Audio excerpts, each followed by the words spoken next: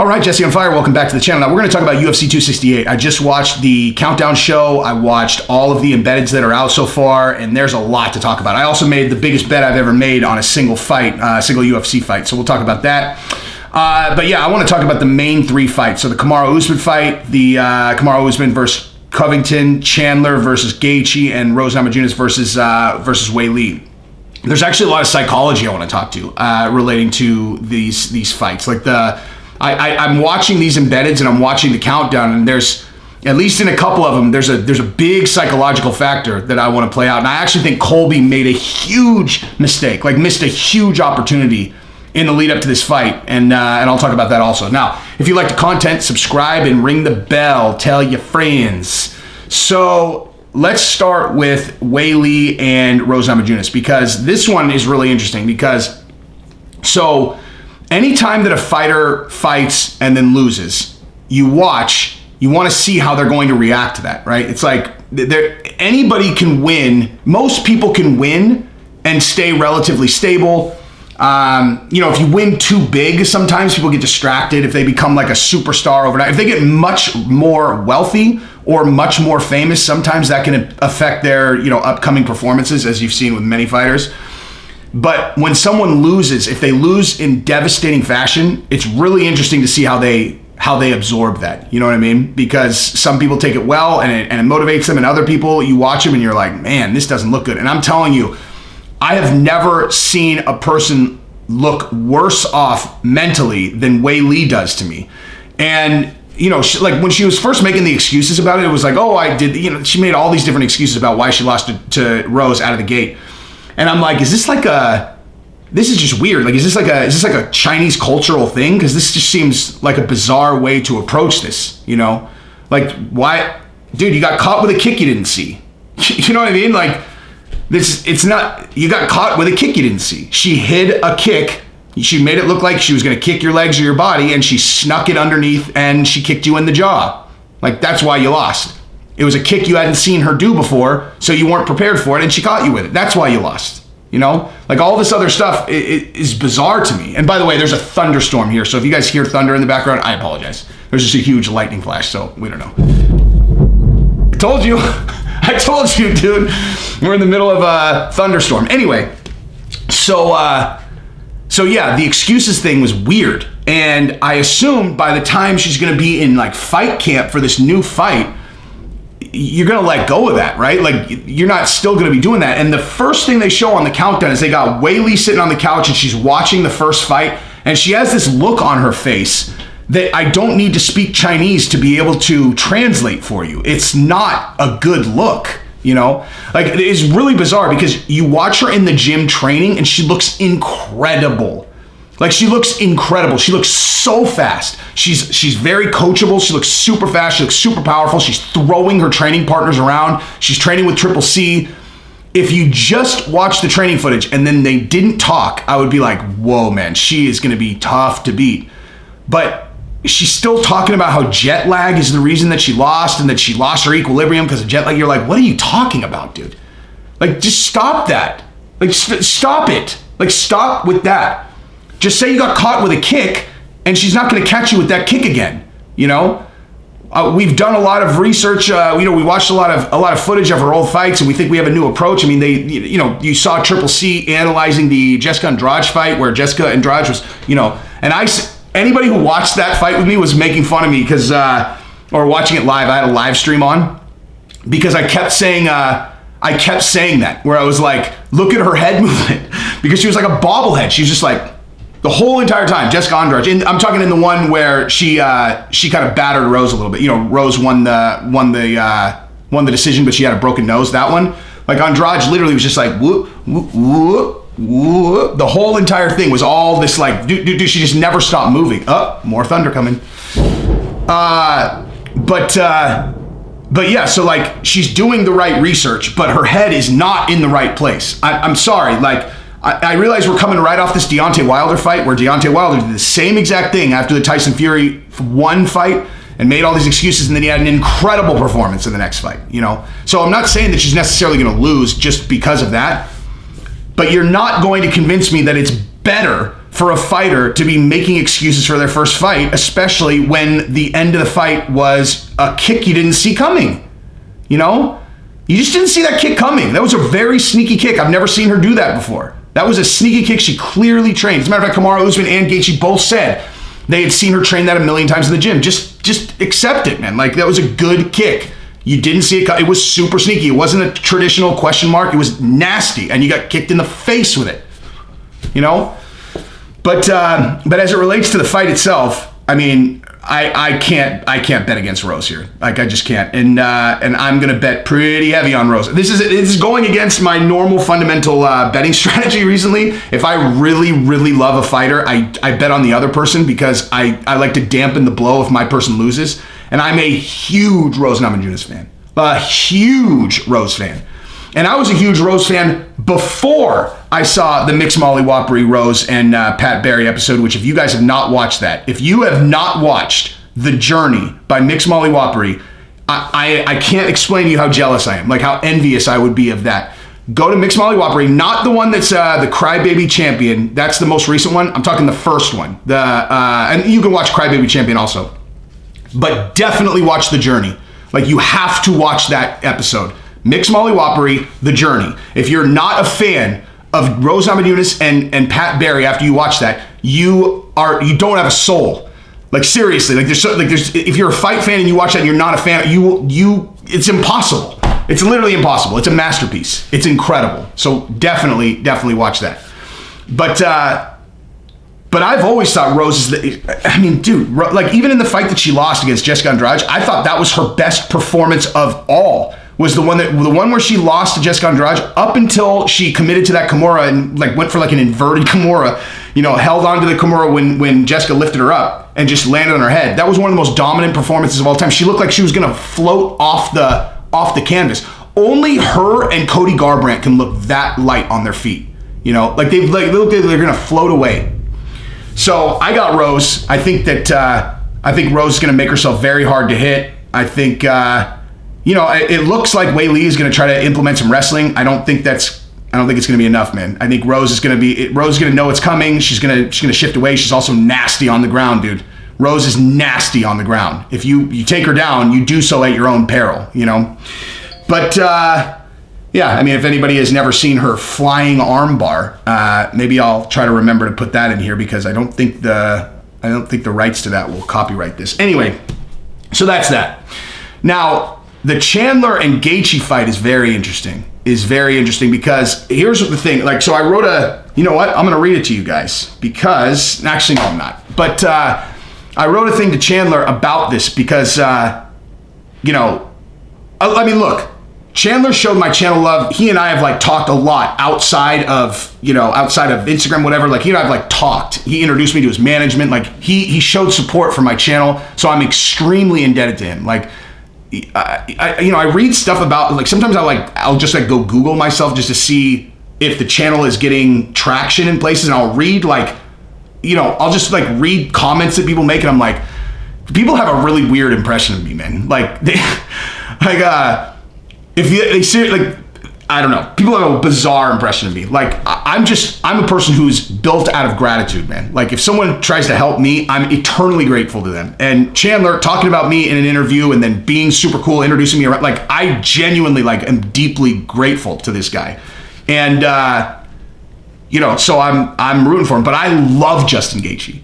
I have no interaction with Gaethje ever. But Gaethje plays golf, and actually so does Chandler. I was just watching that on the countdown, and I'm like, dude, I'm going to play golf with these guys at some point because that's something I can compete with them in. Probably win, but depending on how well I play.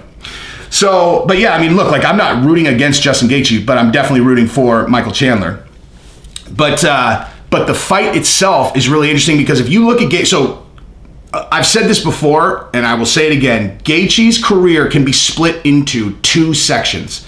And you've got the Gaethje before the two losses, you know, to Poirier and Alvarez, and then you've got Gaethje post that. And the main difference that you see is in his footwork. He moves. He is in and out. He's avoiding getting hit. Where before he was like, go ahead and hit me, but I'm going to hit you harder, or I'm going to hit you. If you hit me, you're going to have to eat one of my shots, and you're going to break first. We've talked about this a million times.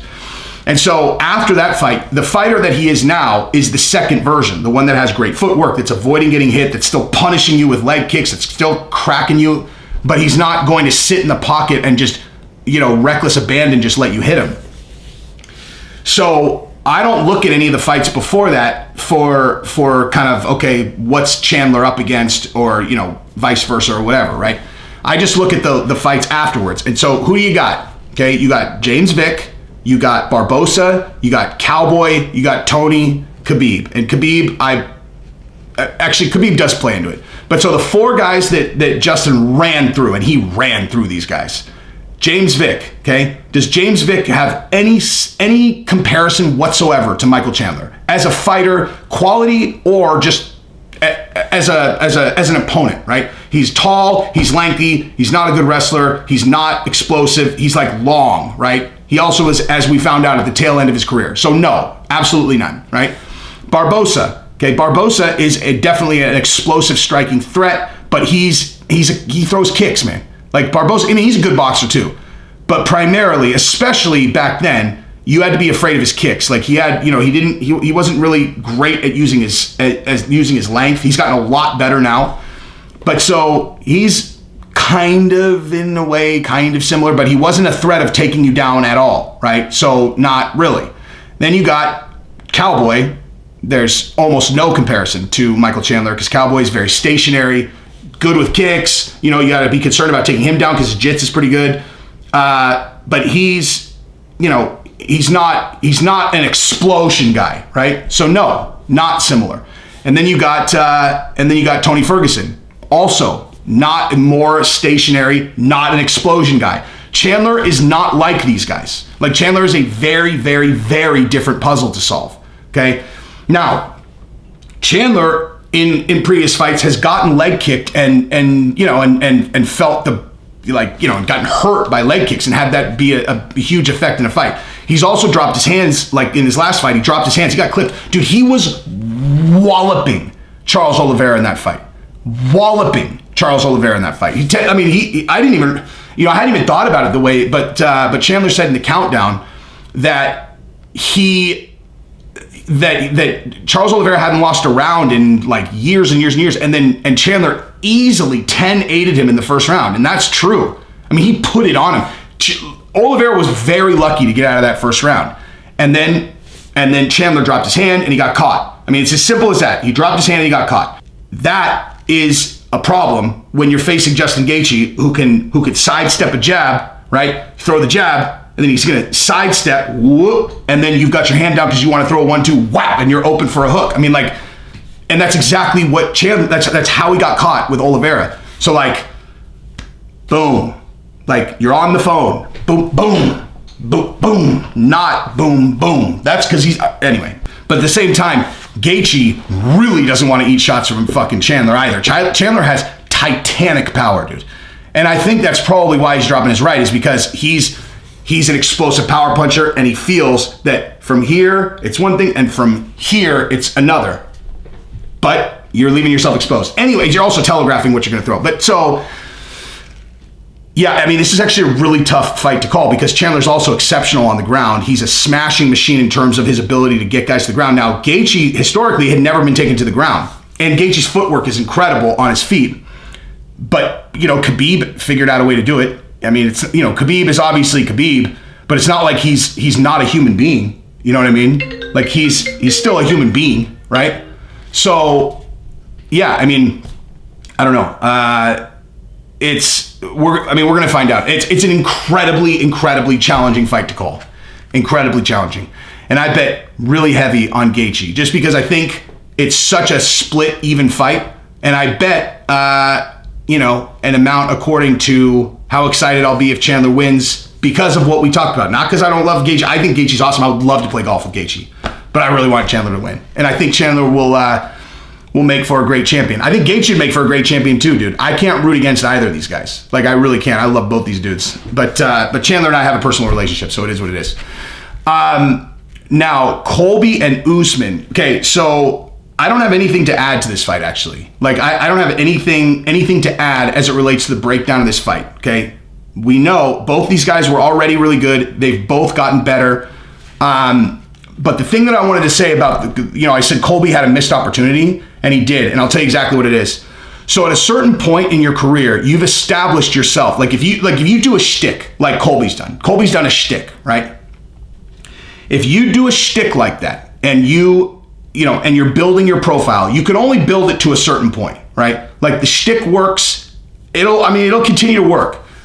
But the thing is, if you do a shtick like Colby does, what that does is it gives you an opportunity one time, and this was the time that he should have done it, where you can go like this, where everyone's expecting you to shtick, and you fucking take it off completely. And they're looking for you to be the MAGA guy, and you're just like, you're not wearing a bandana, you're in there, and you're just absolutely all business. And you're like, you guys looking for me to say a catch line? No catch lines this week. And because you're like, the tagline, if you want to really promote the fight, like even more, people are expecting you to do that thing, right? And if you switch it on them, they're like, damn, dude. Like, that's how you would get people talking even more. It's like, dude, look at Colby's not even doing the shtick, dude. Like, look at him. Like, this guy is all business all of a sudden. He looks crazy. And you just stonewall him and you put these eyes on and you're like, it's all business this week. This fucking guy's going down.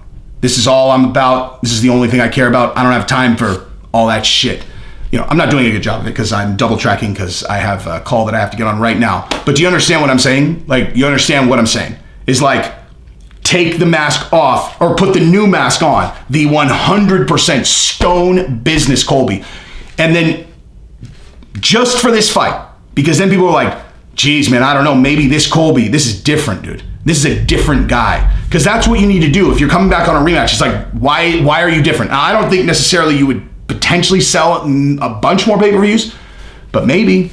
And the hype, that would create the most hype.